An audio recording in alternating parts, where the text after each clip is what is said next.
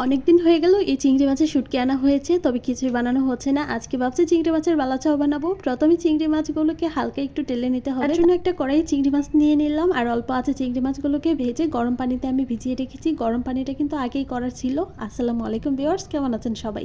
আলহামদুলিল্লাহ, আমরাও ভালো আছি। প্রতিদিনের মতো সারাদিনের একটি ব্লগ শেয়ার করছি, আশা করছি পুরো ভিডিওটির সাথেই থাকবেন। চিংড়ি মাছের শুটকিটাকে গরম পানি এবং ঠান্ডা পানি দুইটা দিয়েই আমি ধুয়ে নিয়েছি ভালো করে। এখন পানি ঝরানোর মধ্যে দিয়ে দিয়েছি, তার ভিতরে চলে আসলাম বাকি রান্নাবান্নাগুলো শেষ করতে। শেষের দিকে হচ্ছে চিংড়ি মাছের বালাচাওটা তৈরি করব।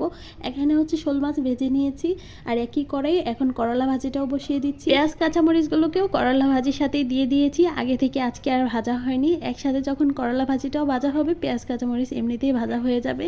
পরিমাণ মতো লবণ হলুদ দিয়ে মিক্সড করে ঢাকনা দিয়ে রেখে দিলাম। আর এদিকে চলে আসলাম ছেলের জন্য আপেল কাটতে। সে হচ্ছে সকালবেলা কিছুই খায়নি, এখন বলছে একটা আপেল খাবে, আর ওকে আপেলটাই খোসা ছাড়িয়ে দিচ্ছিলাম। এদিকে করলা ভাজিটাও হয়ে গেছে, আর এখন হচ্ছে শোল মাছের তরকারিটা বসাবো। প্রতিদিন অল্প স্বল্প যাই রান্না করি না কেন আগে থেকে গোছানো থাকে, আজকে আর তেমন কিছু গোছানো হয়নি। একটা রান্না করছি, অন্য আরেকটা গোছাচ্ছি, এমন আর কি। এখানে হচ্ছে শোল মাছের তরকারি রান্নার জন্য বেশ কিছু পেঁয়াজ আর কাঁচামরিচ হালকা একটু ভেজে নিয়েছি। তারপর গুঁড়া মশলা যা যা লাগে সব কিছু দিয়ে মশলাটাকে ভালো করে কষিয়ে নিয়েছি। তারপর হচ্ছে দিয়ে দিয়েছি আলু আর টমেটো। এখানে একটা করে আলু টমেটো কেটে দিয়েছি, হালকা একটু ঝোল করব। 5 মিনিটের মতো টমেটো আর আলু কষিয়ে নিয়েছিলাম। তারপর হচ্ছে ভেজে রাখা মাছ দিয়ে দিয়েছি, সাথে ঝোলের পানিটাও দিয়ে দিলাম। শেষের দিকে হচ্ছে ধনিয়া পাতা দিয়ে তরকারিটা রান্না করা হয়ে গেলে উঠিয়ে নিয়েছি।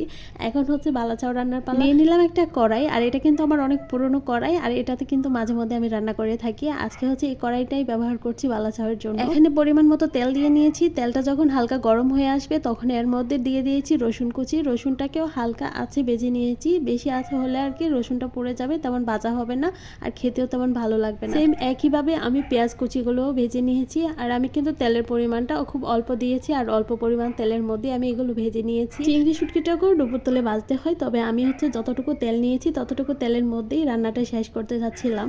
এখানে বাকি যে তেলটুকু ছিল সেখানে চিংড়ি মাছগুলোকে ভালো করে ভেজে নিয়েছি। এখন হচ্ছে সব কিছুকে একসাথে মিক্সড করার পালা।